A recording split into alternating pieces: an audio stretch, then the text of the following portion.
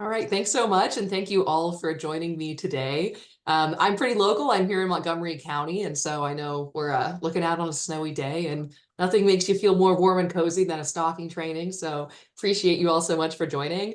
It's great to see people introduce themselves in the chat. If you continue to do so, it's great to see who is able to join today. So like Alyssa said, my name is Dana Fleitman. I am from the Stalking Prevention Awareness and Resource Center, or SPARC, of Equitas. And as you might expect, we are talking about stalking today. And so I usually start by asking this question. I'm going to launch it here now as a poll if y'all can answer it. And that's, for how many folks is this the first time you had the opportunity to attend a training specifically on the topic of stalking?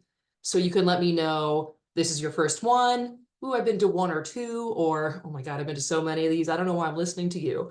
And of course, there's no one expert on stalking, right? You're the ones on the ground doing the work on campuses and in the community every day. So don't hesitate to share your insights, observations, successes, questions in the chat throughout. All right, I'm gonna shut this down in 5, 4, 3, 2, 1. Okay, I'm gonna share the results so you got to see. Okay, so it looks like we have a few people who are saying, oh, I've been to several trainings. And then we're split where people have been to one or two, or over 40% are saying, this is my first time really just focusing on stalking. And that's great. Happy to have you all. But, this is fairly typical. I do this training all across the country for audiences, including campus professionals, law enforcement, victim services, mental health, really anyone on the criminal justice and/or victim service side of recognizing and responding to stalking. And typically half of the whole room haven't had a chance to attend a stalking training previously. And that's not a reflection of anyone as a professional, but it is a reflection that stalking is very undertrained in our field. And we always want to remember there are 4 major crimes under the Violence Against Women Act. It's domestic violence, sexual assault, dating violence, and stalking. But it's always kind of like, and stalking. Like we almost called our website andstalking.org because so often it's like, oh yeah, and stalking, we kind of cover that too. But the reality is that stalking is criminal, traumatic, and dangerous. It's prevalent, just as prevalent as intimate partner and sexual violence on our campuses. And yet it's really under-resourced and under-discussed. There is no national stalking hotline. There are few, if any, standalone stalking crisis services. And so it falls to folks like you, who I'm seeing in the chat are coming from some different areas, but are primarily focused on sexual violence in a community-based or victim services setting or criminal justice setting or on campus, to kind of add stalking on, right, to sexual violence, intimate partner violence, and other victimizations you might be more focused on.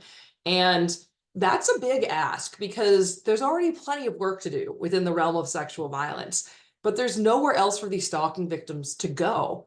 There's no stalking crisis center, right? So it really falls to folks like you. And I'm not saying that's easy or fair, but it is really important. So look, you're the ones doing the work every day. You know how to do what you do. My hope is just by the end of the session, you kind of move that and stalking to the beginning of the sentence and see some of the work that you're already doing through the lens of stalking with some new resources and ideas to help you best serve those victims and survivors. So SPARC is funded by the Office on Violence Against Women. We are the technical assistance provider on stalking nationally. And our website, which I'll refer to throughout the day, is stalkingawareness.org. There we have practitioner guides, and those are broken out by discipline. We have sections specifically for victim services, for law enforcement, for campus professionals, for judicial officers, corrections probation, and others. For any of y'all who do any kind of awareness training or education on campus, if you're talking about consent or bystander, healthy relationships, you want to be talking stalking too. And so we have training modules on our website that you can pick up that are ready to lead with scripts and slides and videos and activities. We have discussion guides on all 4 seasons of the TV show You on Netflix to get people talking stalking, and other ways to incorporate stalking into your awareness programs without you having to reinvent the wheel. We are not a direct service provider, so please don't send victims to SPARC because we'll just have to be nice and send them elsewhere.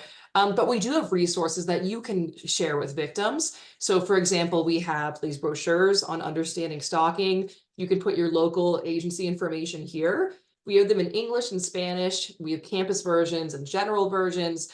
So if you have something to hand your victim of intimate partner violence, sexual violence, make sure you have something to hand your stalking victim as well.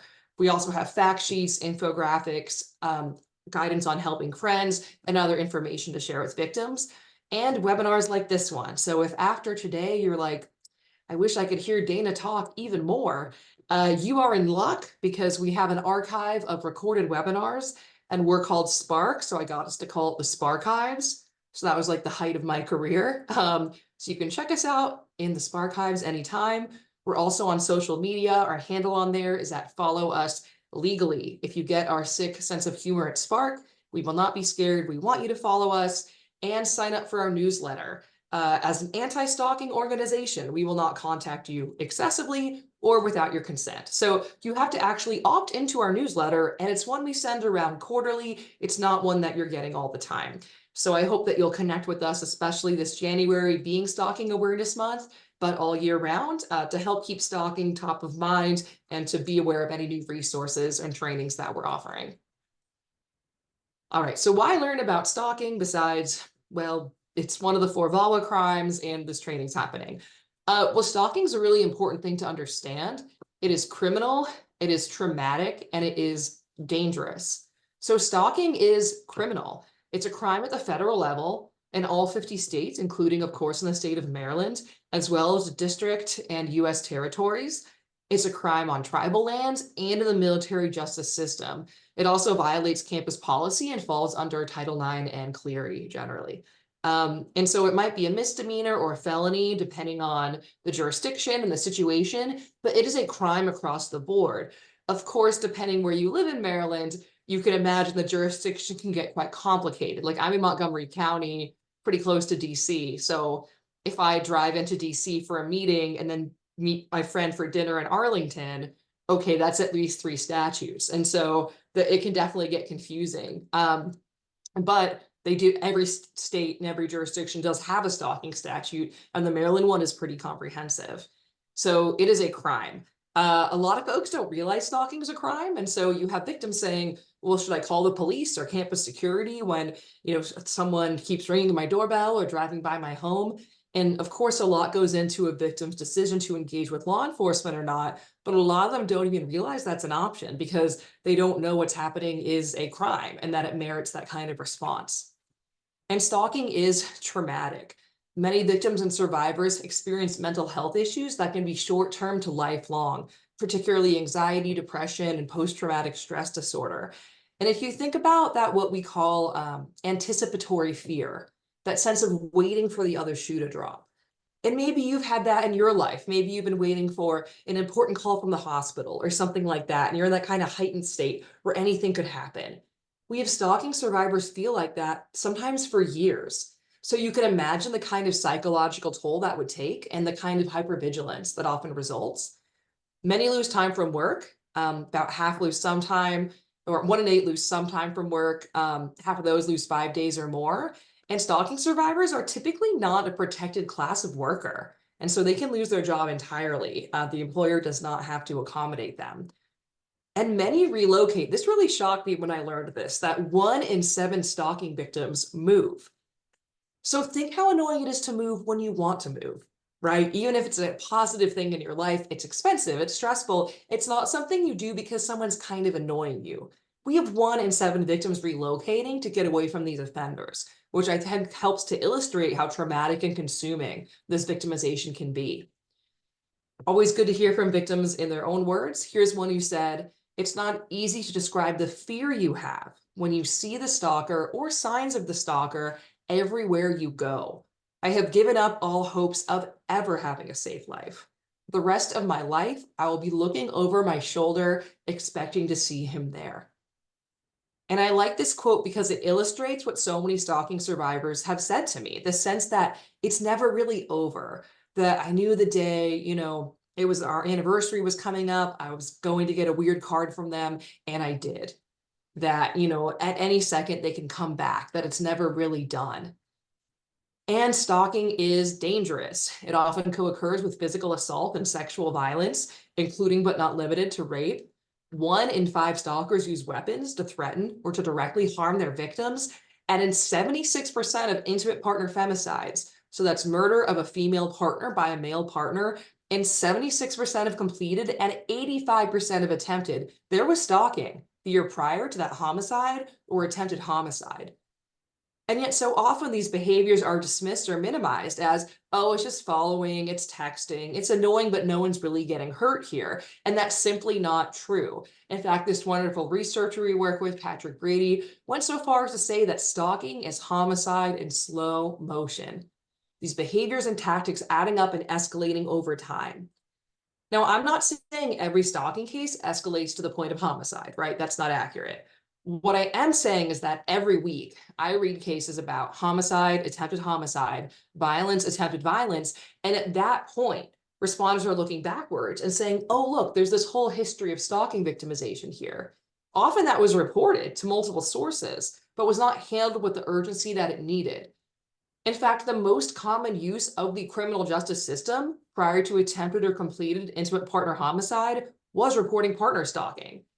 So we don't want to do that, right? We don't want to wait for violence and look backwards and say, oh, it turns out there was stalking this whole time. No, we want to identify the stalking while it's happening and intervene then, because this is one of the few victimizations where early identification and intervention can help prevent further trauma, violence, and possibly even homicide. But it's quite underreported. So similar to intimate partner and sexual violence, it's going to depend what study you look at, but fewer than a third of our victims are reporting to law enforcement. Even fewer are going to victim services, and very few, it's about the same when we look at campuses, going to any kind of formal support service on campus, fewer than a third of students. So if you can tell me in the chat, why? Why do you think that is? Why would students not pick up the phone and call campus security or even local law enforcement or even go to the Title IX office the moment that they're thinking, I'm getting kind of freaked out here? Any ideas?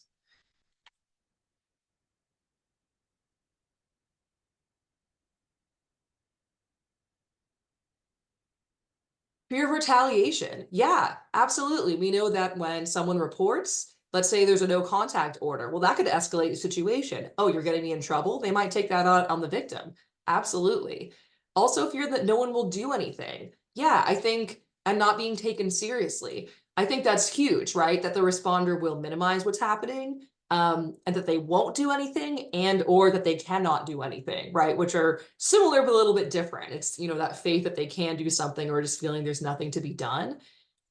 Feeling no one will believe them. Absolutely. And with stalking in particular, when people report, we often are like, okay, great, show me your documentation log, right? Which, love a documentation log. We have one on our website, very helpful, but quite burdensome for victims. And so a lot of victims feel like, well, yeah, they texted me, I was upset, so I deleted it, right? That's normal human behavior. I can't prove what happened, so what's the point, right? Like, what's the point of even calling it in?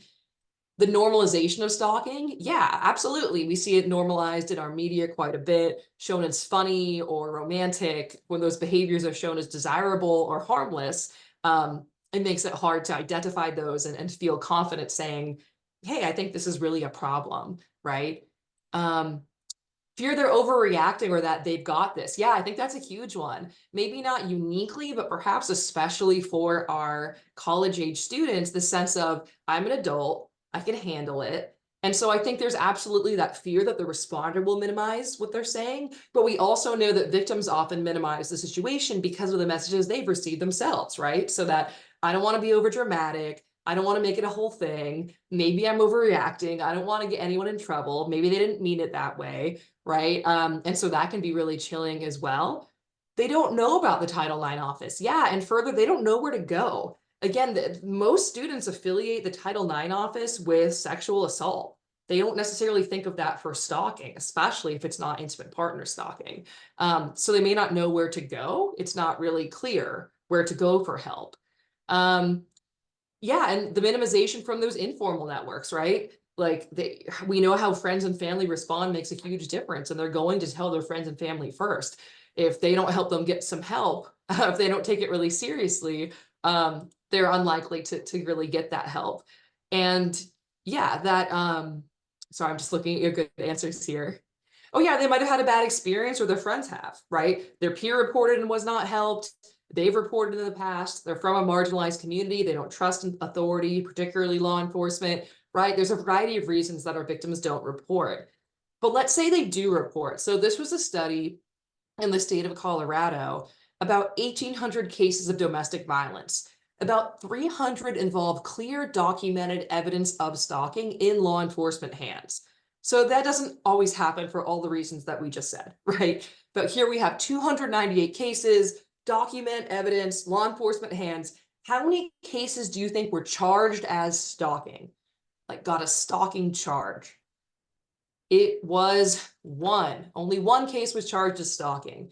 And look, a lot goes into charging decisions. I understand that. It's not always the most strategic charge, but it's also not never the most strategic charge. And we see this again and again in every similar study that absolutely it's underreported, but even when it is reported, even when the evidence is there, these offenders are not being held accountable. And this also speaks to the necessity and the importance of our campus adjudication process that has a little bit more leeway and can be a good alternative or addition to our criminal justice system. But our victim service providers aren't off the hook either, because even if fewer victims are going to victim services than going to law enforcement. And of those who do, about 1 in 4 didn't receive services when they sought them. So what's going on there? Well, I think it's some of what y'all said already, right? That where do you go? When it's not clear, you might walk into the wrong door. And then our victim service providers may not have the training capacity or resources to necessarily be uniquely serving stalking victims. And so I think that they end up being quite underserved.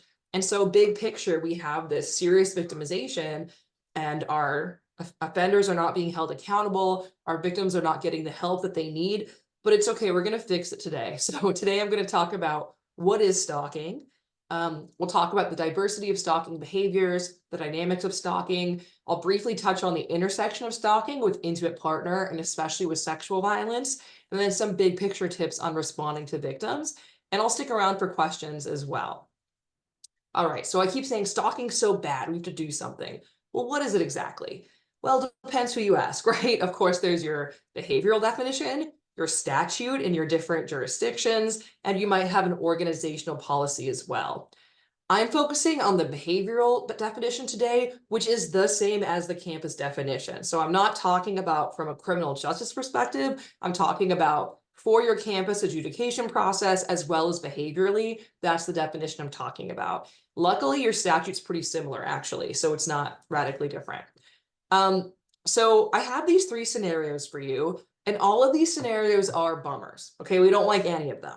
But which of them are stalking? It could be all of them, some of them, none of them. So I'm going to launch this first one as a poll here. Let me just go back. All right. A student peeks into the women's locker room to watch the women in their undress. Is this stalking? Yes or no? Go ahead and vote. I won't let you say maybe because I'm very mean.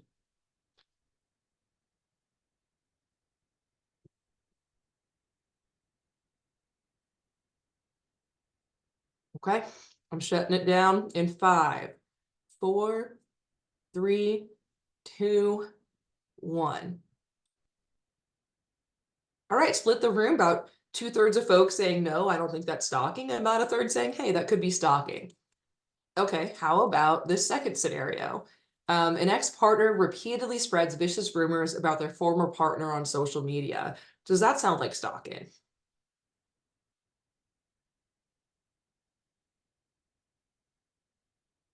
All right, votes are coming in. I'm going to shut it down in 5, 4, 3, 2, 1. Okay, looks like that one split the room a little bit more. Most folks saying yes, but about 40% saying no, I don't think so. Okay. And then last but not least, this terrible supervisor asks her employee personal questions, mocks him in meetings, sends emails at weird hours, is verbally abusive when he doesn't respond right away. Does that sound like stalking?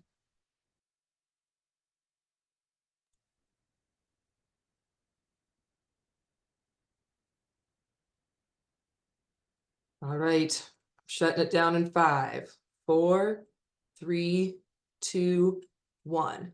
Okay, this one pretty similar to the last one. Most folks saying yes, but a little closer to 50-50, right? So, okay, well, thanks for doing that. Of course, some things might have come up for you. You might have been thinking, well, I need more information, Dana, or how did the victim feel about it? Or what else was going on, right? And so luckily for you, I'm going to answer, talk about the behavioral definition and use these examples. So hopefully your questions will be answered. So again, behaviorally and on campus, stalking is a pattern of behavior directed at a specific person that would cause a reasonable person to feel fear for the person's safety or the safety of others, or to suffer substantial emotional distress.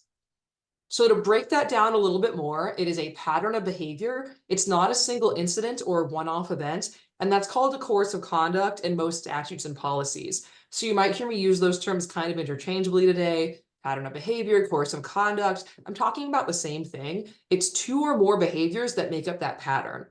And those behaviors can be quite varied. So let's say I'm stalking you because I'm the worst guest presenter ever, okay? So maybe Monday I text you, Tuesday I'm mad you didn't respond, I smash your headlights. Wednesday I feel bad about that, so I send you flowers.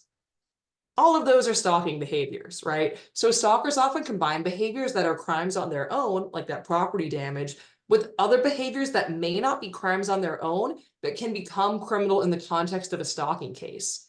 And so that's challenging because it's not illegal to send someone a text message or a flower or flowers, but it is illegal to stalk somebody. It's also confusing because our system tends to be pretty incident based. We're responding to an incident. So if a victim's ever telling you in whatever role that you have about an upsetting incident, I encourage you to kind of zoom out and be thinking, is this an isolated incident? Is it part of a bigger pattern of behavior? Because a victim that's telling you about, say, their smashed headlight may or may not think to automatically disclose, oh, I know who did this, and they've been sending me weird text messages lately, and I've been getting weird stuff in the mail, and my phone's been acting weird. I think someone hacked into something, because that's not relevant. That's not what we're talking about. But it needs to be what we're talking about because it's letting you know, oh, this is not an isolated incident. This is actually part of a bigger course of conduct, and this might be a stalking case. And often it gets missed because different incidents are reported to different parties and no one's connecting the dots and seeing the big picture. So it's a pattern of behavior that's two or more, and it's directed at a specific person or people. So in that first scenario where someone's peering in the women's locker room to see whoever happens to be there, that might still be a crime. That's not necessarily stalking because stalking is directed at someone specific. So if they're peeping whoever happens to be in there, that's not really stalking. Now, it could totally become stalking. Let's say that offender then identifies a particular woman in the locker room and follows her out and contacts her. Okay, now it is directed at someone specific and we have two or more incidents, right? So it could be part of a stalking course of conduct. With that on its own, probably wouldn't be. Because again, stalking is directed at someone specific. That being said, we often see what we call target dispersion, which is maybe you have a stalker targeting, say, their ex-partner. Ex-partner gets a new significant other. Okay, so now their stalker is targeting their ex and the ex's new romantic interest, right? And stalkers are trying to get access and information about their victims. So they're likely to reach out to a victim's family, friends, roommates, fraternity brothers, sorority sisters, professors, TAs, RAs, and others, right? Because they want that information and access. And so a lot of folks can be involved and even considered co-victimized in a stalking case. But behaviorally, we still see that as directed at a specific person because that offender is trying to get to that victim and they might use other people to do it. And it would cause a reasonable person to feel fear. So fear is really important to understanding stalking, and it's actually what separates it from a behavior it's often confused with, which is harassment. And I'm speaking behaviorally here, and sometimes harassment's your better charge. So, you want to look at your code and be thoughtful about that. But if we're thinking about the behaviors, harassment is typically that repeated behavior that would make someone feel frustrated, angry, annoyed, disrespected, create a hostile environment, right? And harassment can be quite serious. I'm not trying to minimize it in any way, but it's not necessarily scary. So if my supervisor is emailing me at 3 a.m. and then calling me names at the staff meeting, I hate her. I'm not necessarily afraid of her. I'm just like, she's the worst. But let's say that I'm driving home. I think I see her car a couple back. She texts me a picture of myself walking my pug, says, why are you doing that instead of working? She emails my husband. I don't know how she got his email. Now I'm scared, right? Because like she seems very fixated on me. Is she gonna hurt me? Like, what does she want, right? Where's this end? And so harassment can be part of a stalking course of conduct or kind of become stalking, but they're a little bit distinct. And I think that's important for a couple of reasons. One is that stalking is typically a higher charge than harassment. So we want to think about that for accountability purposes. And the other is that our victims of stalking are generally at higher risk of violence than our harassment victims. And so we want to call it what it is so we can use the right tools and respond with the right level of urgency for their safety. And I see this misused all the time. I'll read an article that says, oh, it was she got 50 death threats. It was extreme harassment. Well, I don't know about you. When I get my death threats, I'm not just annoyed, I am scared. So if it's scary, it's probably stalking. But fear of what, right? People can be afraid of all sorts of things. And that's why we include fear for safety and safety of others. That really speaks to bodily harm, including sexual violence, as well as emotional distress. So emotional distress is also about fear, but it's recognizing that people may be afraid of things other than or in addition to physical harm, right? You might be afraid of losing custody of your children or of never having a moment alone again.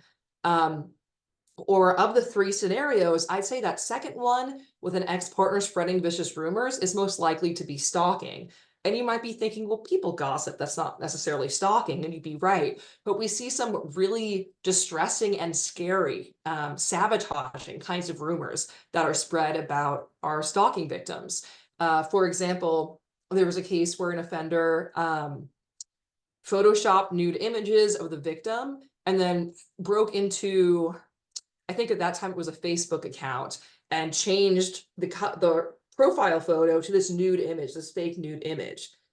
Not only, and wrote a bunch, as the caption, wrote a bunch of lies about what she liked sexually, etc. And so not only was this really demeaning and violating, right, and to that victim, but it also had some very real consequences because she was on scholarship at her college. And so she had to comply by a certain kind of a special code of conduct that this would violate. So she could lose the scholarship as well. And so this isn't just, oh, that's annoying. This could ruin her whole life, right? Because of that kind of image and information being spread. And so when we're talking about emotional distress, our victims feel that they cannot live a normal life because of the interference from the stalker, that they are under surveillance, that their life is being invaded, that they're being intimidated, that they're being threatened and sabotaged. The best quote that I saw about it was a victim who said, "It's like he's taken my life without killing me." So that sense of I cannot live a normal life because of the interference from the stalker. So it's really about fear. Again, it's not just about being frustrated or annoyed. It's just recognizing that fear can be more expansive. So, but fear is tough though, right, as a concept, because fear is very personal. Like what's scary to me may not be scary to you, and vice versa. So we're going to watch, this is literally a 5-second video, and think about which of these folks you identify with more.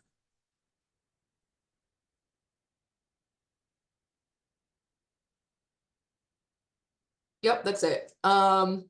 So some of you might have felt like the lady in this video, in which case, I'm sorry I did this to you.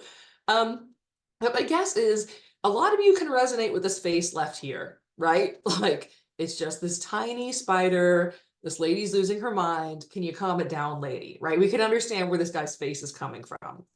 But what if I told you the same woman was bitten by a spider last year that looked just like that, had a terrible allergic reaction, went to the hospital, and almost died? Would we still be making this face at her? Hopefully not, right? Because what did I give you there?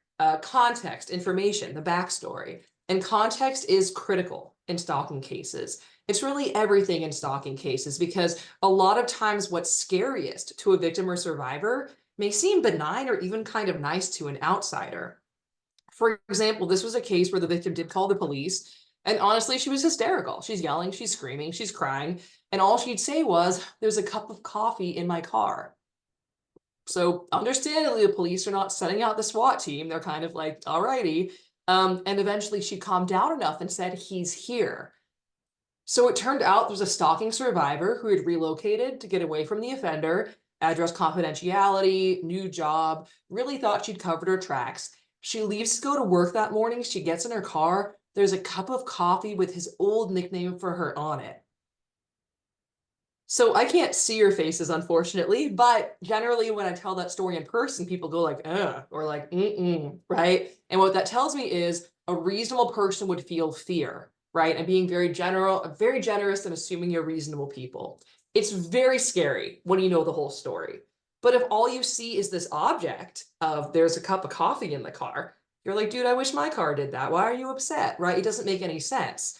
And so something may be scary to the victim and not to you as the responder. And so what you want to do is respectfully ask some follow-up questions there. Ask questions like, what message did that send to you?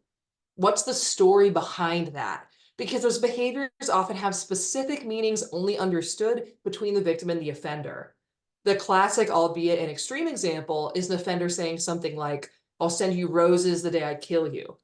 Right? So the victim gets flowers, is terrified. Everyone around the victim is saying, oh, that's so lovely, because they don't know about that specific meaning. And it's context that makes stalking stalking, and it's context that makes stalking criminal as well, because no one behavior is stalking, right? You have to kind of zoom out and be looking at the context of what else is going on and how are these behaviors adding up. And also, it's not illegal to send someone flowers. It is generally illegal to make a credible threat to kill somebody. So when one means the other, our victims are hearing that loud and clear, and our responders sometimes don't, right? And that's really how stalkers get away with this, is that they engage in these highly personal, contextual behaviors that are terrifying and very clearly heard by our victims, but to outsiders don't look like very much at all.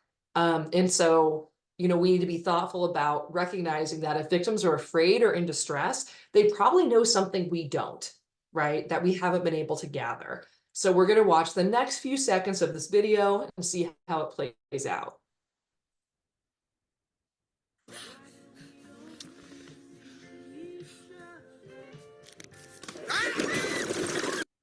All right, so obviously a very silly video, but makes the point, right? Who was on point? We don't want to be that guy.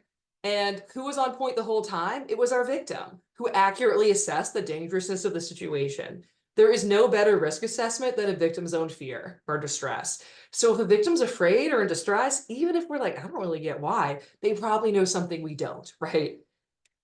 But is it fear? So in that video, you can tell that that woman's afraid, right? She's jumping and screaming. But as you already know from your work with victims and survivors, that's not always how victims walk in the door. We know that victims respond to trauma differently. Some might seem really angry, really sad, be laughing about the whole thing, or have no affect at all. It doesn't mean that it's not scary and that it's not stalking. And folks are unlikely to use the words fear or stalking. It's really quite a vulnerable thing to say, I'm feeling scared. We're more likely to say something like, I'm worried about, I'm uncomfortable with, I'm annoyed by. So when a student talks to you, they're not going to say, hey, I'm experiencing a course of conduct directed at me, a specific person that would cause a reasonable person to feel fear for the safety or safety of others or suffer substantial emotional distress. I believe you call that stalking victimization, right? If they do, please call me. I'll be like, oh, our awareness month is so good. But they're probably not going to say that. They're going to say something like, my ex is being creepy. My roommate's being weird. My professor is making things awkward. My neighbor's harassing me. And so it's up to us to be thinking, could this be fear and could this be stalking? We also know there's, like y'all mentioned earlier around not reporting, there's a lot of minimization that happens, right? And so there's that fear responders will minimize, but victims do that themselves quite a bit as well. So for example, this law enforcement officer shared this story with me. They were the regular point of contact for a stalking victim, and they called to check in, and the victim was in a really good mood. And the victim said, today's a great day. He's only driven by my house 10 times. And the officer's like, that's ridiculous and a nightmare. It is 9 in the morning. What are you talking about? And the victim said, oh, but usually by this point, he's driven by like 25 times. So I think it's going to be a low-key day. So it's not that this victim's unreasonable, right? But she is responding to repeated trauma by normalizing what to most of us would be really scary. And so that's why that reasonable person standard is kind of helpful, because if you have a victim saying, oh, it's fine that they follow me everywhere and they are in all my devices as long as they don't like bother my kids, right? Kind of take a step back and be like, is it fine, or would a reasonable person feel fear, right? Because victims might be normalizing or minimizing what's really going on. Another helpful way to assess for fear is to ask victims what they've changed in their lives as a result of the victimization. Because I've had victims say, I'm not afraid of them or anything, but I left their picture with front desk security, like at the dorm, and I put campus security on like speed dial. You know, I don't like to walk alone on campus, so I usually have someone kind of escort me, especially if it's at night. I used to take public transit, but now I take like a Lyft or Uber everywhere. And I bought this pepper spray just in case. Oh, and I blocked their phone number. Okay, so those aren't things you do when someone's kind of annoying you, right? That indicates a higher level of fear or distress. So ask about those changes. These accommodations are evidence of fear and distress. And by the way, I'm not saying victims should or should not make these changes. I'm just saying most do, and it can help you to assess how it's affecting their lives. So have they changed accounts, numbers, and settings? They changed their phone number. They stopped sharing their location. They blocked the person on Snapchat. They stopped using WhatsApp. Um, you know, anything like that. They finances on safety devices or accommodations. That could be something like they bought a Ring doorbell or a Nest camera, or they changed the locks. Could also be the accommodations like I was driving home, I saw them parked outside the apartment, so I stayed at a hotel and here's the receipt, right?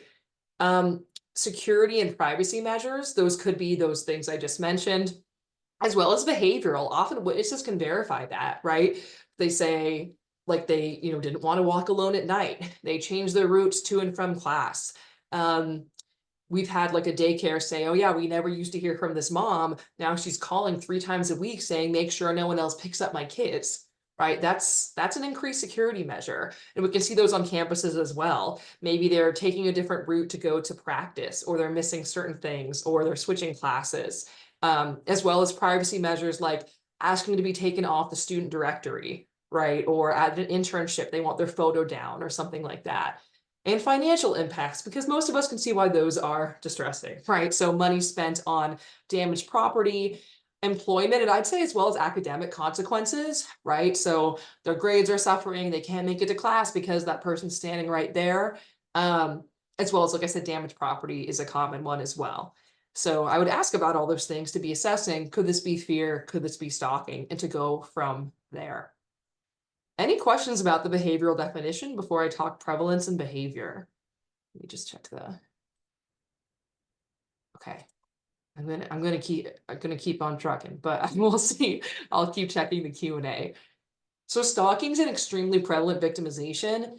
In the United States, nearly 1 in 3 women and 1 in 6 men experience stalking at some point in their lifetime. We know this is underreported as well. And I'll add too, we know that people of all genders experience stalking, absolutely. This is the best available national data. That's why I'm presenting it to you this way.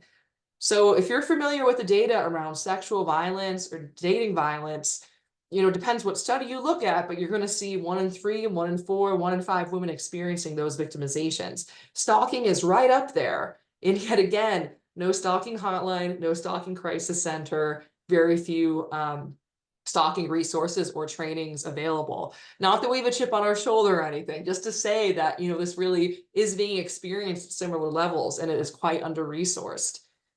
And we know that it's particularly happening in this college age group, right? About 1/3 of our lifetime victims are first stalked between these ages. And if you look at a breakdown of stalking prevalence by age, that 18 to 24 also experiences the highest rates of any adults.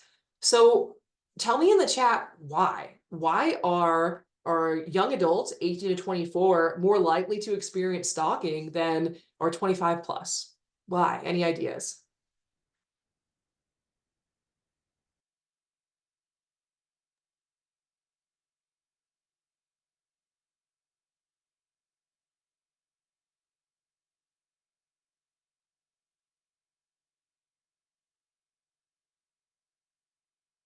So they're not finished maturing. Yeah, I probably wouldn't say that to their face, but yeah, I hear you. Yeah, they're on their own for the first time. They're encountering a lot of new people. A lot of folks are on campuses. They might be less supervised or unsupervised for the first time. They're still kind of figuring out what's what, and they're less inhibited. Yeah, we know that brains are still developing to 25, and that our younger folks tend to be less risk averse, right, than our older adults. Social media use. Yeah, we know that especially students in college today are what we call digital natives, right? They use technology differently, and the norms around technology are changing. So there's a lot of different ways that they could engage in stalking behavior. Yeah, let's see. Why else? Yeah, I think these are all, yeah. So there's still that development, that things are new. Another, if we're thinking about campuses in particular, is just the geographic proximity of a campus makes it very easy to stalk, right? Because there might be the dining hall, there's the library, there are a few dorms, and there might the off-campus apartments might be, the few that those students tend to stay in. And we have shared social networks often. And I know, of course, in Maryland, we have schools of very different sizes in different student populations. But a lot of times our victims and offenders, they have the same social network. So asking that mutual friend, oh, hey, did they make it over to the bar? Did they, are they going to that football game? Also, there's a lot of events that are open to everyone on campus that are advertised that way, right? So we have a lot of offenders showing up, and it's like, since when do you go to the football game? Since when are you in the a cappella group, right? But they're showing up and able to find that person because of campuses are kind of a world within a world. And it makes it easy to stalk. We know our marginalized students have even higher rates. Our research on this is limited, unfortunately, but from what we have, we know that our non-gender conforming students tend to experience the highest rates of stalking, transgender, non-binary, and or genderqueer. Our students with disabilities are about twice as likely to experience stalking as students without, and our Black and Native American students are also more likely to experience stalking than their counterparts. Our sexual minorities also experience higher rates, so it's high across the board, absolutely, but especially for our lesbian women, gay men, and particularly our bisexual women and gay men, our bisexual women and bisexual men are experiencing higher rates on average. And stalking can also intersect with hate crimes, right? And be motivated by targeting someone because of their sexual orientation, their gender identity, as well as any other kind of identity, right? Their race, ethnicity, religion, etc. And so that targeting can happen here as well. So people of all genders experience stalking. Like I said, women are more likely than men to experience it, and the vast majority of victims report that the offender is male. That's regardless of the victim's sexual orientation. That's true overwhelmingly for our female victims. Over 80% of the time, their offender is male. But it's also true about half the time for our male victims. About half the time, their offender's male. So what's going on there? Why are men stalking other men? Well, some of it may be from a same-sex relationship and power and control extension. And some of it may be that target dispersion I mentioned earlier. For example, you often have like an ex-boyfriend stalking an ex-girlfriend. She gets a new boyfriend. Okay, now he's stalking the new boyfriend as well. That's not all men stalking other men, but that is a big piece of it. So when I look for pictures of stalking, which I do because I'm fun, okay, these are the kind of pictures I get. So as you can see, it's a lot of kind of shadowy strangers, alleyways, hoodies, dark figures, very similar to images that might come up with the myth of the stranger rapist, if you're familiar with that, right? That sense of kind of those creepers in the alleyway lurking and watching randomly.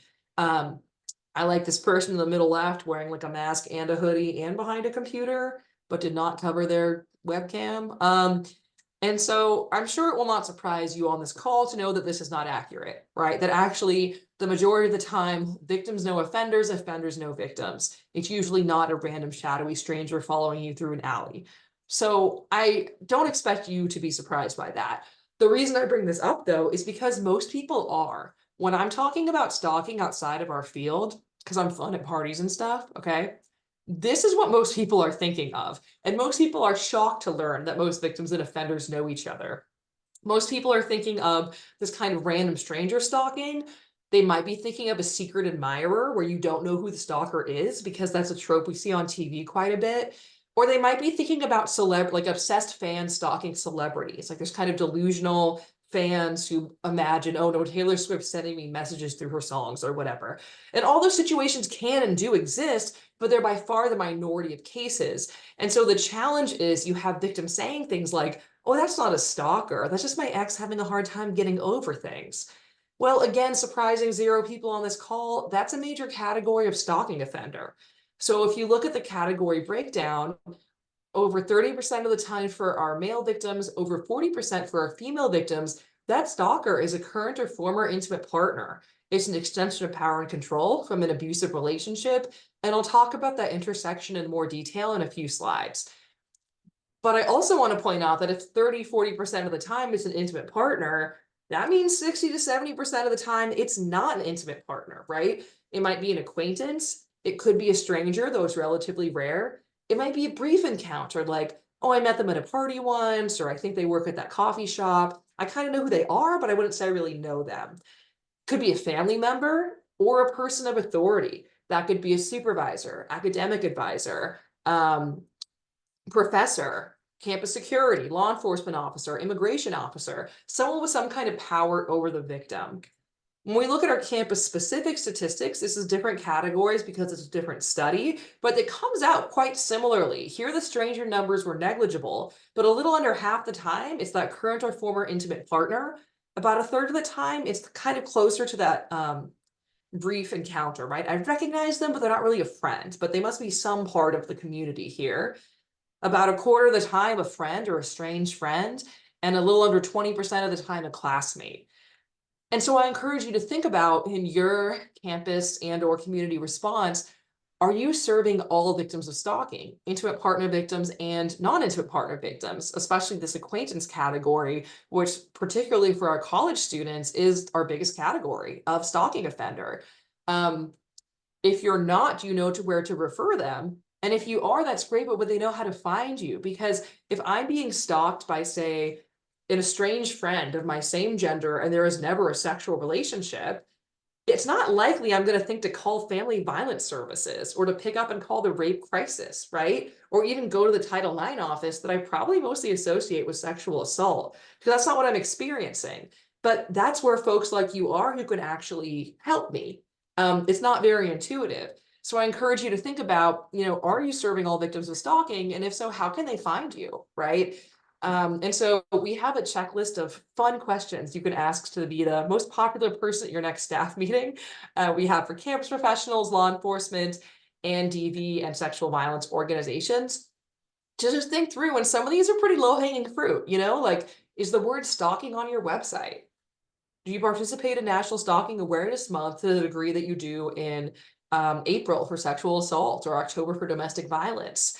Do you have a clear policy, or do your partners on if someone experiencing non-intimate partner stalking can come into shelter? And then some of these get a little more involved, right? Like, are we screening all victims and survivors for stalking victimization? Do our policies address that? And so I encourage you to go through this and just think, because some of these changes are quite small and can make a really big difference in making sure that we have the resources and have what we need to respond to our stalking victims, and to make sure that they find us and know where to go for our intimate partner and our acquaintance. Because our general public is often thinking of stalkers as strangers. Within our field, we often think of stalkers as intimate partners, and we're both only seeing part of the picture, and we're kind of walking past each other, right? So we want to make sure that we're addressing all stalking situations. And while most stalkers on campus, mostly it is student stalking other students, unfortunately, any relationship can be a stalking relationship, right? And so thinking about, what if it's a professor stalking a student stalking a professor, staff and faculty stalking each other, strangers coming to campus, etc., and how we're addressing all of those different scenarios. All right, so stalking behaviors. I don't mean this as a compliment to stalkers, but they are extremely creative offenders. People always tell me the most bizarre, disturbing cases are stalking cases, because definitionally, it's about going out of your way to scare someone else. That's the whole point, right? So like, I read a case where an offender drove 300 miles to carve his ex's name in trees near her new home. That's a stalking case. I've seen a lot of dead animals in the mail cases. Those are stalking cases. These like, ew, why? Do anything else with your time. those are stalking cases. And so because stalkers are creative, we have to be creative in identifying those behaviors and thinking about how they might be stalking, even if that's not our first thought. So one common stalker tactic is to engage in this, what we call sort of crazy making behavior. And so, for example, common stalker tactic is to break into a victim's vehicle or home and not take or break anything, but just leave some sign that they've been there. So maybe they leave a can of soda, that's the brand that the victim knows they like to drink. Or they move a lamp they one time argued about where it should go. Or they turn the TV on a channel they used to watch together. And so the victim gets, let's say, home. They know that offender's been there. But they're like, what am I going to do? Call the police and say someone moved a lamp? I'm going to sound crazy. And offenders know that. That's why they engage in this behavior. In fact, 1 in 5 stalking victims reported that exact thing. Stalker broke into home or vehicle and just left some sign they had been there. So if a victim ever says to you, I know it sounds crazy, but that's a red flag. This might be a stalking case. I'm not saying don't investigate it, but I am saying let's investigate it, right? Because if your victim's saying I'm hearing voices, well, it's pretty easy to drop in on an Alexa or Google Home, or to quickly install a smart device like a Nest camera with a microphone, and now they're talking to that victim, right? And so these kind of outlandish behaviors that you might be like, I don't think anyone would go through that much trouble. Unfortunately, stalkers would and do, and we have a ton of examples of that. Now, there are so many stalking behaviors, we don't have time to talk about them all. We'd be here forever. But I think it's helpful to think about them in these big categories here, which are developed as a framework developed by this wonderful researcher, T.K. Logan. And these overlap and intersect, and that's fine. This is just to help expand our thinking, because when a lot of folks think stalking, they think surveillance. So you get the imagery of like the camera or the binoculars. We've heard a lot about air tags in the news lately, right? So that sense of tracking and watching. And that is a part of a lot of stalking cases, but it's not the only thing, because anything scary that's not the first thing that's happened could be a stalking case. And that's really a wide variety of behaviors. So I'm just going to list some of the most prevalent ones that we see, and feel free to add in the chat as well. So, and these, like I think I said, these overlap and intersect, and that's fine. It's just to kind of expand our thinking. So surveillance is pretty much what it sounds like. How is our offender tracking, watching, monitoring, gathering information about our victim? That could be done through technology, like planting a GPS device or a property tag, or just seeing what they post on social media, hacking into accounts, and or in person. And I think it's important to note that most stalkers who use technology are also stalking in person. And so good old-fashioned driving by the home, driving by campus, following them on foot, parking outside the gym where they think they're going to be, reading the mail, going through the trash. These are still common stalker tactics, as well as proxy stalking, which is a fancy way of saying stalking through third parties. So that might be asking that mutual friend, hey, did they get that internship in DC this summer? Or, oh, did they end up going home for winter break? And sometimes that friend has no idea they're helping a stalker. And sometimes they do, right? It might be your offender saying, well, hey, I have this no contact thing. I could get in trouble, but you check up on this person for me, or deliver this message, right? And so we do see stalkers continuing to stalk even when incarcerated, because they're sending third parties to do so. So that surveillance, it could be, again, on foot, through technology, through third parties, but getting that information, what's going on with this person. Life invasion is, how are they showing up in that victim's life where the victim doesn't want them to be there. So they're just trying to get through their day, and there's the stalker or signs of the stalker no matter what they try. The most common form of that is that unwanted contact, right? It's across locations, across platforms. Most of us have our phones with us all day, so they're on WhatsApp, they're on Facebook, they're on Snapchat, they're on Instagram, they're on TikTok, they're commenting on things, they're direct messaging us, they're calling, they're texting, they're leaving voicemails. You sit down to do your, sit down to do your job. Ugh, they're in your work email too. Just this constant trying to get to you, trying to get to you, trying to get to you. Of course, that can be through that contact or that showing up in person. And there's a lot of that, like I said earlier, that like, since when do you go to the football game? Since when are you in this group, right? And especially on campuses, so many opportunities to do that. Can also show up places like the gym, the dining hall, lurk outside of classrooms, just anywhere they think that victim might be. Property invasion, I mentioned. as well as harassing friends and family or trying to befriend friends and family. I've heard both, right? So it can be really scary for that victim when their friends like, oh, I met this cool person, and it's the stalker. Or if that stalker is now harassing their friends and family, which happens quite a bit, right? And so many victims say, hey, but it was just me, it was fine. But now that they're calling my mom, my friend, my professor, like that's so embarrassing, and I don't want that person to be bothered like this. And so it feels really invasive. And so again, just this trying to get to you could also be leaving gifts or mailing objects, right? So just showing up, leaving a note on the dorm door, anything like that just gives you that, ugh, there they are. Intimidation, that's how are they scaring this victim, implicitly or explicitly? So we do see those threats. Sometimes those are explicit, like that I will harm you, I will do this to you. And sometimes those are implicit or symbolic for threats, right? It could be a certain gesture or symbolic violence, like a crushed can or something like that. And there is a case where an offender kept breaking into the victim's room and slicing her underwear with a knife. So that kind of symbolic sexual violence, right? So we see that quite a bit as well. The property damage is very intimidating and shows, a propensity for violence. So slashing tires, punching walls, that kind of thing. Forced confrontations. They're just standing there. I think we know that our offenders can be very intimidating and threatening without saying a word. It could be they're just standing there and I'd have to go through them to get home, to get to class, to get to the dining hall, right? And that's really scary.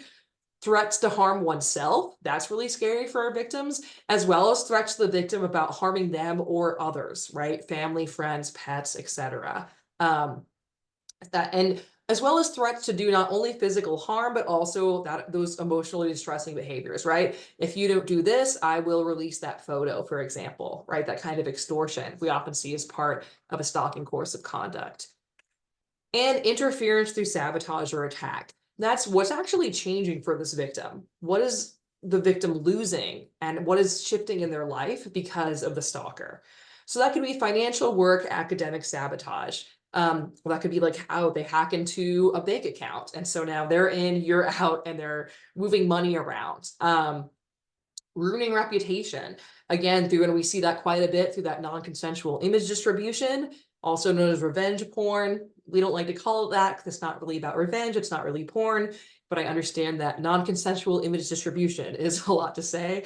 But we see that quite a bit, particularly they're not uniquely in this age group, right? So sharing intimate sexual information and photos, sometimes real, sometimes completely fabricated, regardless, that kind of ruining their reputation, sharing that places that it shouldn't be shared.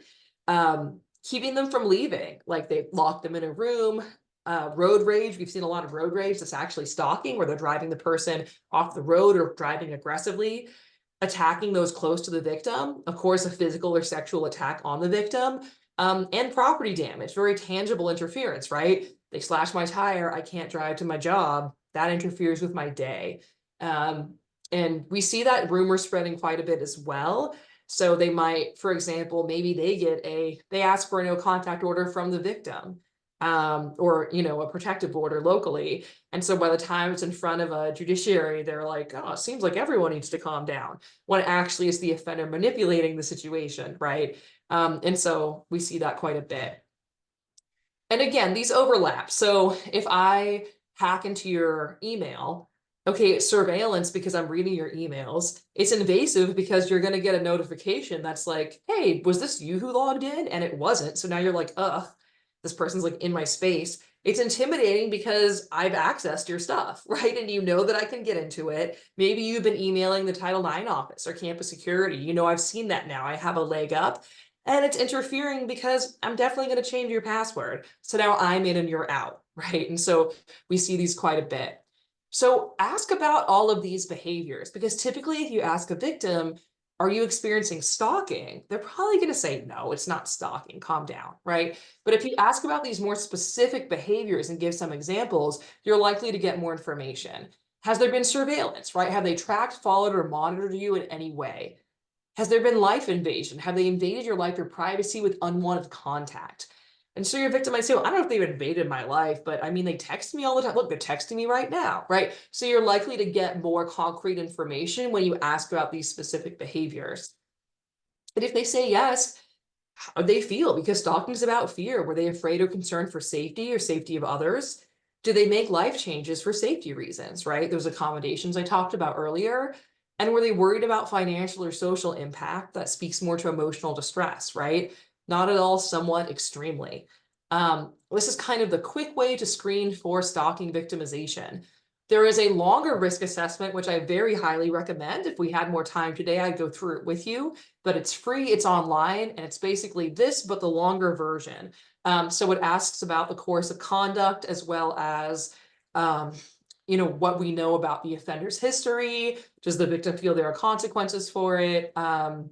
It's, I believe, 48 questions, but it takes only like 10 minutes to do or so. It's something you can do with a victim can do on their own as well, or with a friend. And it creates a narrative report that really summarizes the stalking case, as well as a risk profile. And so it'll let you know it's looking for 14 risk factors, and will let you know you have, you have 3 out of the 14 risk factors, or you have 12 out of the 14 risk factors and what they are. And it also creates some safety planning suggestions. So I really highly recommend using this. You can go through it and click on just testing it out if you want to see it before you're sitting across from a victim. But it's a really great tool to help better tell the story, to capture the full course of conduct, and to help with that coordination where people can literally look at the same page, with obviously with confidentiality and privacy in mind. We also have checklists on our website with other resources. This is only a few of them, but this one I think is probably the most intuitive, with like that big question that I just went over, and then some examples. Of course, this isn't a comprehensive list of every stalking behavior, but it helps to list some of the most common ones. And so if you don't have a ton of time, it can help you to figure out, could there be stalking going on here? And same here, we have for victim services, for on calls for service, and for our corrections probation folks as well. Now, most stalkers use more than one means of approach, right? They're not just texting, they're not just following on foot, they're doing a variety of the different tactics that I mentioned and more. 2/3 of stalkers pursue their victims at least once a week. Many pursue daily. And the average duration of a stalking case, this really shocked me when I learned this, not the high end. The average duration of a stalking case is 2 years. And 10% of cases last 5 years or more.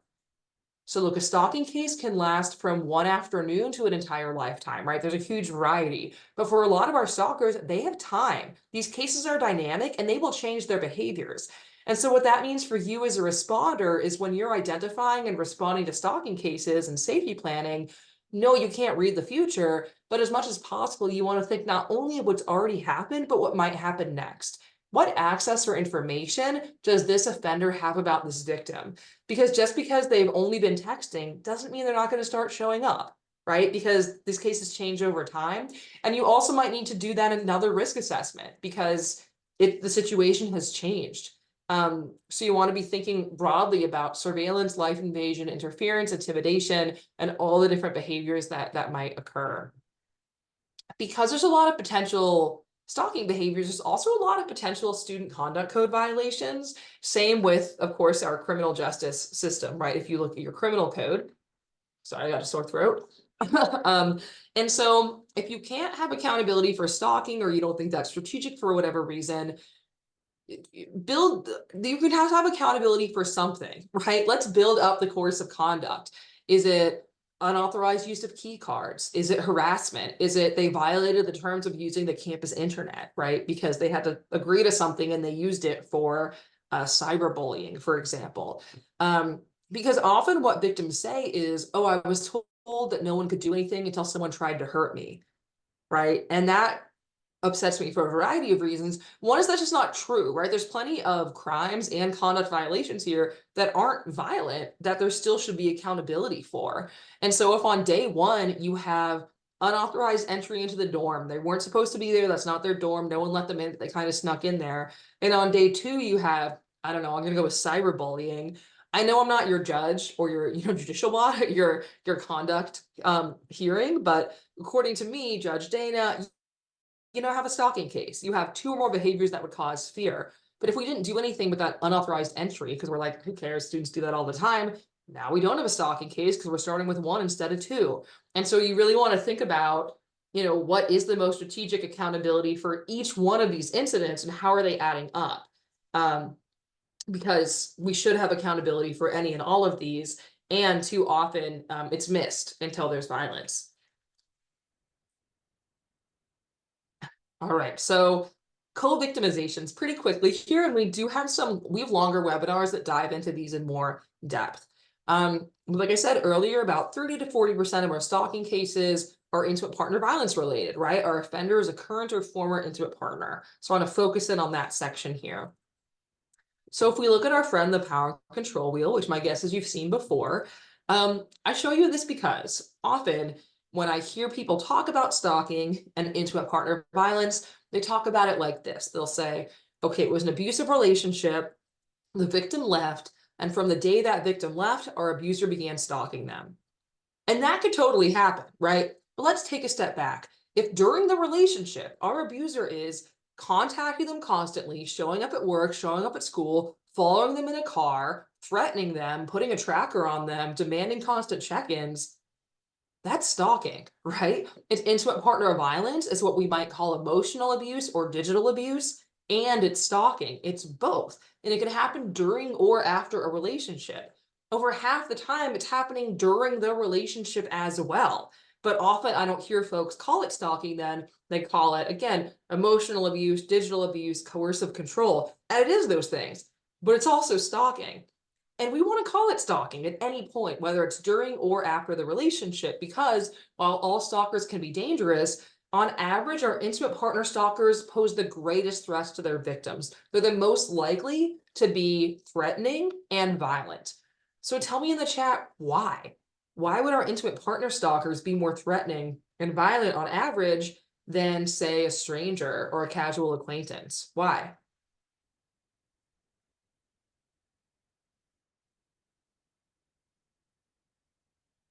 They have more access to the victim. Yeah, absolutely. It's that access, and they know everything. Yeah. And then entitlement. Absolutely. That access and that information, because who knows us better than our current or former intimate partners, right? And so generally, the closer someone is or was to a victim, the more threatening and violent that they tend to be, and the more committed that they often are to that course of conduct. And so if you look at this chart here, it follows where, again, it goes kind of in order of how well do they know that victim, as how dangerous and threatening they tend to be. That being said, I wouldn't get too hung up on these categories. And here's what I mean by that. We have a lot of, no one uses the term intimate partner besides us, right? No one's like, oh, come to dinner, you've got to meet my new intimate partner. Okay. No one's ever said that. And especially though not uniquely on college campuses, we have a lot of relationships that are like, okay, well, they were my friend, but we hooked up a couple times. Or we met on a dating website, but we didn't really hit it off romantically, so we're just friends. Okay, so is that an acquaintance or an intimate partner? I don't really care. What I care is how much access or information does that offender have about that victim? And how committed do they seem to be to continuing the course of conduct? Because if my acquaintance is, say, oh, it was my old sorority sister, we were best friends, we lived together on campus, off campus, we traveled together, we've met each other's families for different holidays, and then we had this huge falling out, and now she's stalking me. I'd put that level of threat closer to intimate partner than an acquaintance that's like, oh, I met that person at a party once, right? So it's all very individual, and you want to be thinking about that access and information. And again, all stalkers can be dangerous, absolutely. Our intimate partner stalkers are more likely to approach the victim in person, be threatening, use weapons. Now their behaviors escalate quickly. And while the recidivism rate is high across the board for our stalkers, it's especially high for our intimate partner offenders. So this is a study of women with protective orders. So all have been abused, all of them have protective orders. Some were abused and stalked. For the women abused and stalked, they had higher rates of all the harms listed here across the board. Everything here from verbal abuse and degradation to physical violence, sexual assault, threats to kill, attack with a weapon, and injury. So again, when there is abuse and stalking, higher levels of all of these different kinds of harms and dangers. And like I said right at the top today, that lethality risk. In the vast majority of intra-partner homicide, they're stalking the year prior to the attack. And here's a more recent study reinforcing that. It's one of the top 10 risk factors for intimate partner homicide. There's a threefold increase in that risk when we have partner perpetrated stalking. And so when we see stalking in an intimate partner violence relationship, whether it's during or after, that should be a big red flag that this person might be a particular, this is an urgent case, right? That this person might be a particular risk for a variety of harms. If we just call it digital or emotional abuse, we kind of miss that red flag. Now, stalking can also intersect with sexual violence a few different ways. One, just to realize the co-victimizations. This was a survey of young people who identified as sexual assault survivors, ages 18 to 24, and it simply asked them, have you experienced stalking as well? Nearly half are saying yes. And so we know that these victimizations often go hand in hand. And that can happen a few different ways. The stalker might threaten or plan to sexually assault the victim. Maybe their intimidation includes sexual language or sexual threats, or right? Or they might be engaging in surveillance in order to assault the victim. Maybe they're doing their research. When are they alone? When are they vulnerable? So that they can sexually harm that person. They might try to get a third party to assault the victim. So, for example, there was a case, a little dated, but I think it's like a good clear-cut one, on Craigslist, where an offender impersonated the victim. And we see a lot of impersonation, especially on social media and dating websites, because all you really need to make a profile for somebody is a photo of them, and then you set up a new email, and that's really all you need. And so in this case, our offender impersonated his ex-girlfriend, the victim, and made an ad on Craigslist and said, I have a violent rape fantasy and I want a real aggressive man to come and rape me. And if I yell and scream, that's all part of it. Here's where I live. Here's what I look like. And unfortunately, because we live in a terrible world, a third party did see that ad and assault that woman. I wish I could tell you, oh, that's this really extreme off the wall case. But again, we see this increasingly where we have someone setting up a fake profile on, say, a dating website, engaging in sexual conversations, making sexual promises. Then third parties are approaching the victim and they're like, I'm not even on that app. What are you talking about? Right. So ranging from anything from, from rumor spreading to actual sexual violence. Of course, the stalker might assault the victim at any point in the course of conduct, right? Or sometimes the stalking begins after sexual violence. It's that intimidation after, that watching them, that you better not tell anyone, or who did you tell? Or if you tell anyone, I'll release this photo, like those kinds of threats. We've also seen stalking after sexual violence just to reinforce the trauma of the assault. Like there was a case where an offender assaulted a victim using a certain object and kept mailing the victim that object, right? Kind of as a continuing threat. And so we see that as well. So stalking for sexual violence can look really scary, like a rape ad, or it can look more like this, kind of grooming, right? And of course, there's different kinds of sexually violent offenders. There's not one, but there are these certain repeat rapists that tend to have a specific MO that you might be familiar with. And I encourage you to think about it through the lens of stalking. So here's what they're going to do. They're going to research and identify vulnerable victims. That might be our upperclassmen looking at freshman women, let's say, who doesn't seem to have a lot of drinking experience, who seems kind of naive. It could be our child sexual predator looking, hey, what children are from marginalized communities, who seems kind of neglected. They're going to establish a relationship through contacts to build trust. You seem really mature for a freshman. I understand you so much better than your parents, that kind of thing. If they haven't already, they're going to meet in person and isolate the victim. That might be inviting them to a party, plying them with alcohol and isolating them. It could be, come over, let's take some pictures in the basement, coerce them into a sexual act or multiple acts, and then contact after, either to say, thanks for a great time, or you better not tell anyone, or some conflation of the two. So if you think about that through the lens of stalking, is it a pattern of behavior? Yes. Is it directed at a specific person? Yeah, they're choosing their targets based on their perceived vulnerability and lack of credibility. And would it cause a reasonable person to feel fear? Yeah, we're afraid of sexual violence, right? But you might be thinking, but when though? Because on day one, when our victim got this text message, she might say, well, I wasn't scared, I was flattered, right? There's no statute that says when fear has to attach. So if a victim is telling you about this and saying, yeah, I wasn't scared on day one, but now I realize our whole relationship was a setup for my rape and it all started with that text message, that could still be stalking, right? That fear can attach at any time.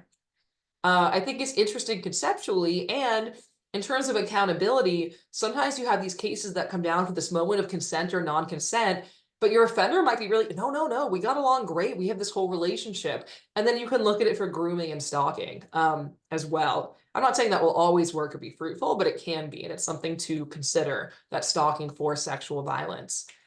We also see that this has moved online, right? So this was a fairly small study, but I think a notable one, very recent, that was looking at dating apps and found that 14% of the rapes were acquaintance rapes, that's how they categorize these, were the first meeting arranged through a dating app. It's a high percentage of victims with self-reported mental illness, almost 60%.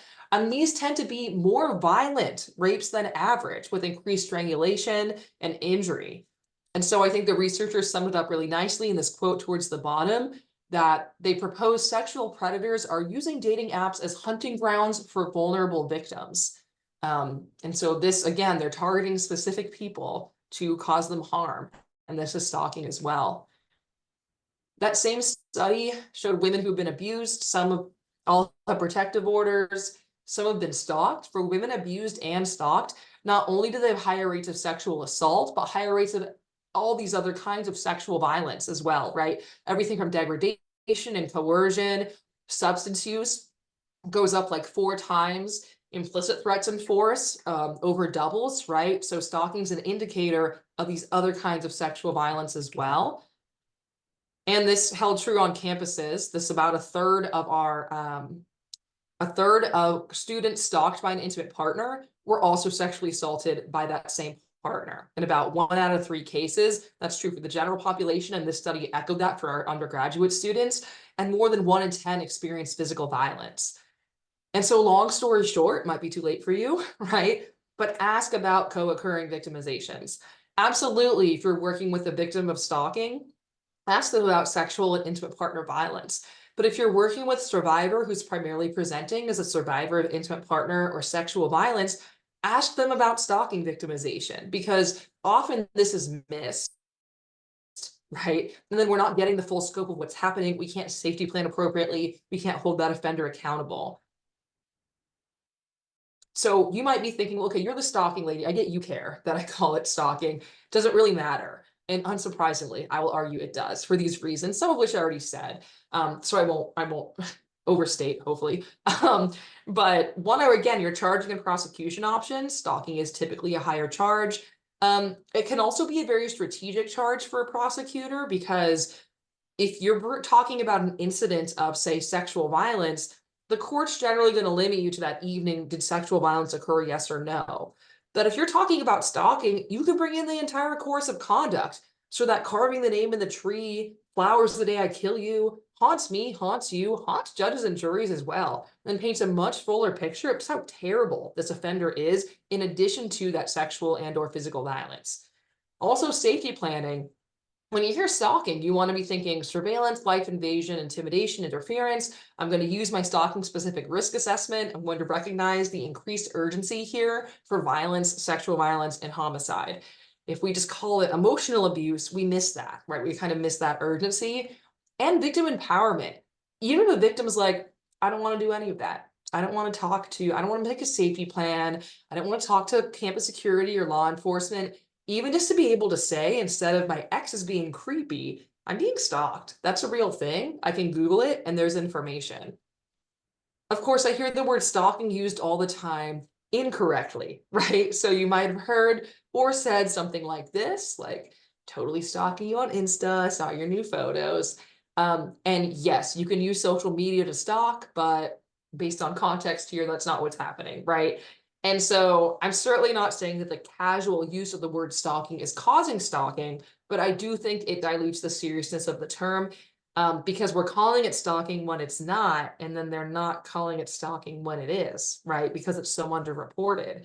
And I'd say it's a bit unique to this term at this point, right? No one's like, oh man, that party was so lit, it's arson, right? That's not a thing. If you tell your friend there was arson at my apartment, they're going to be like, dude, there was arson? Are you okay? You got to call the police. There was freaking arson. But if you tell your friend, I think it's stalking, you're likely to get this response of like, was it stalking or was it stalking? Right. And that can have a really chilling effect on if our victims continue to seek services. We also see it presented a lot of ways in our media that minimize it. This is one of my favorite topics, and I'm doing a longer webinar about it next week. Don't have time to get into it too much today, but I think media literacy is a really fun way to engage people in this topic. But we often see it shown as romantic, where it's usually our male protagonists who get the girl by just never giving up, and here they are again and again and again until she gives in. But it's also shown as funny quite a bit. Like if you think about, SpongeBob will not leave Squidward alone, right? And it's played for laughs, that sense of that person has no boundaries. Also often shown as heroic, like Spider-Man's got to watch over the city so he can swoop in and save Mary Jane. And what do our offenders say? They say, well, I trust you. I don't trust the world around you. That's why I have to watch you to keep you safe. It fits right into that hero narrative. Or it's shown as kind of edgy and sexy, like, ooh, they went there, right? I like seeing stalking in a horror movie. I'm like, yeah, it's scary. I think that there's a cumulative effect and danger when it's shown all these different ways. And the cumulative effect is that it creates this fantasy of stalking where the stalker is an attractive stranger or it's someone that's desirable. They have good intentions, and we're supposed to feel at worst like, oh, this is misguided and a little awkward, or at best very flattered and seen, and enamored by this. And that's just not the reality of what stalking is. And so when I see the minimization, I often think people are reacting to this kind of fantasy about stalking without thinking about the reality of stalking. And there's very little information. If you watch an episode of TV with, say, sexual violence, often something pops up that's like, if you've experienced this, call this hotline. We don't have that for stalking. So we just have the misinformation and no counterbalance of real information, which is why I think it's so critical that we as responders learn more about stalking and do that kind of education. So I know I only have a few minutes left, and again, I'll stick around for questions, but some big picture tips around responding to victims. So hopefully I have imparted this upon you, right? If a victim talks about really any upsetting incident, consider, is this an isolated incident? Is this part of a stalking case? Is this a pattern of behavior, right? Zoom out. That first contact is critical. This says law enforcement, but this is true for anyone. Even if you're at a point where a student reports something and you're thinking, this really doesn't amount, there's nothing I can do with this, right? Maybe they found an air tag, but they have no idea who placed it. Okay, like that kind of thing, and they can't find the actual air tag. They just got the notification. It feels very different to say there's nothing I can do with this than to say, I understand why you're scared. You were right to come in. Here's a documentation log. Let's connect you with victim services and make a safety plan. Please come back if anything else happened, and let's talk about how you can be safer where you are right now, right? That's really different than nothing I can do with this. That feels very different. And so we need to be building that rapport and taking our victims really seriously. Have resources on hand now, right? Give them the brochure now. Take them to the SPARC website now. Do that assessment now, right? Preserve evidence at this time. So whether that's taking a screenshot, taking a photo, don't come back with it. Let's do that now, because things get lost. My detective friend always talks about phones literally falling in the toilet, right? So let's get that going and prepare for the long haul. These cases can be time consuming. It's not really what our system's set up for. It's multi-incident over time, but you're helping that person down the road by starting to build that course of conduct. Of course, you want to consider mandatory reporting requirements on campus. You can't unring that bell. And for students experiencing stalking, they often feel that their life is being violated. Their privacy is being violated. They don't have control over what's happening in their life. And so you don't want to then essentially do that to them by saying, well, now that you've told me, here's all the processes that are going to happen that are now out of everyone's hands, right? And so try as much as you can to be really thoughtful about communicating, if you are a mandatory reporter, what that means, what are the confidential resources on campus, et cetera, and making sure that students are making those choices intentionally and thoughtfully. Now, we often hear advised disengagement. This is common advice given to our victims, where you'll hear, hey, stop contact with the stalker. Now, that is good advice because generally our stalkers see any contact as reinforcement. So if the offender calls 100 times and the victim picks up and says, I hate you, don't call me, tomorrow they're calling 101 times because that was a win for that stalker. That being said, that's not always possible or realistic, and victims do sometimes engage in contact with the stalker to keep themselves safe, right? For example, there was a case where it came out the victim had called the offender at 2 a.m. and they talked for hours. So the court's like, well, how scared can she be? If she's so scared, why'd she call him, right? So we asked the victim's like, yeah, I could hear him. I knew he got off work at the bar at 2. I could hear him get in his car, drive home, fall asleep. So I knew he wouldn't come over, yell at me, break my windows, wake my kids up again. Perfectly reasonable safety planning, right? Sometimes it's about taking the temperature of the situation and keeping your enemies closer. That actually helps keeps that victim safe. Now, from a criminal justice perspective, it's cleaner to cut off contact, right? And that's often advice victims are given. Block them, change your phone number. But let's really play that out for a second.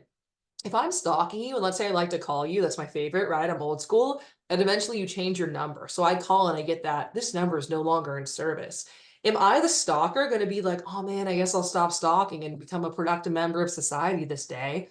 Like, no, I'm already stalking you. I know where you work. I know where you live. I know your email. I'm just going to find another way to you. And I might actually escalate my behavior because how dare you, right? That was my favorite way to stalk you. And I will find another way to get to you.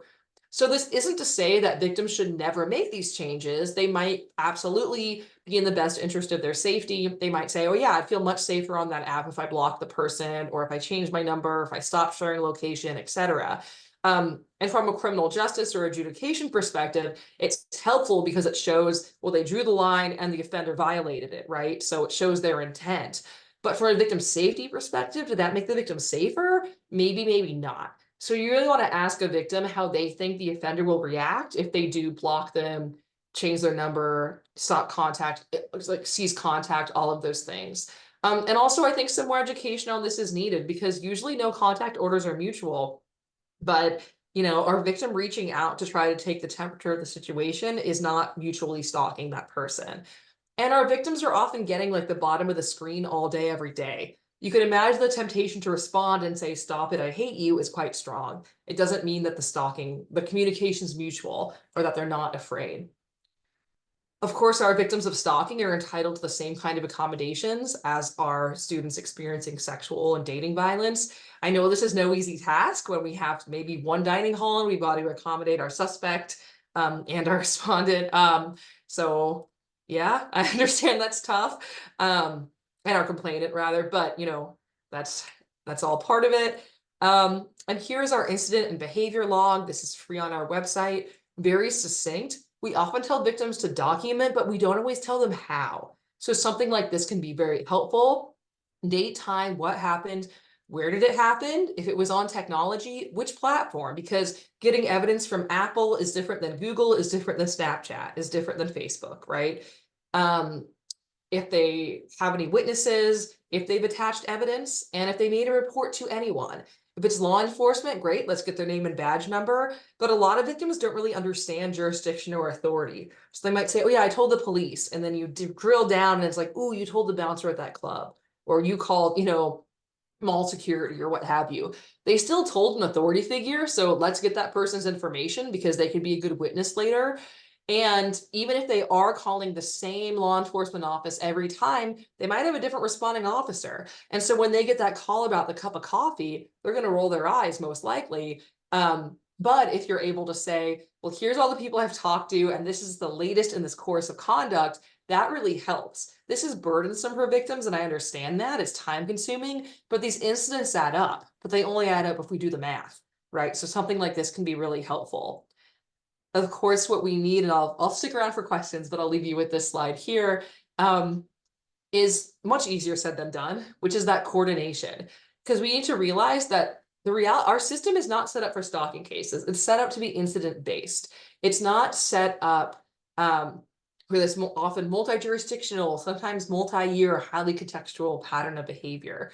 And so usually in our cases where there is violence or homicide, it's not like just one person did a bad job and oh, that one guy should have called it in and we would have been set. It's really a system failure, right? Because we need our awareness educators to make sure that our general public knows what stalking is. They take it seriously, that when they see it happening to themselves or a friend or family member, they say, ooh, we need to get some help here, and they know where to go.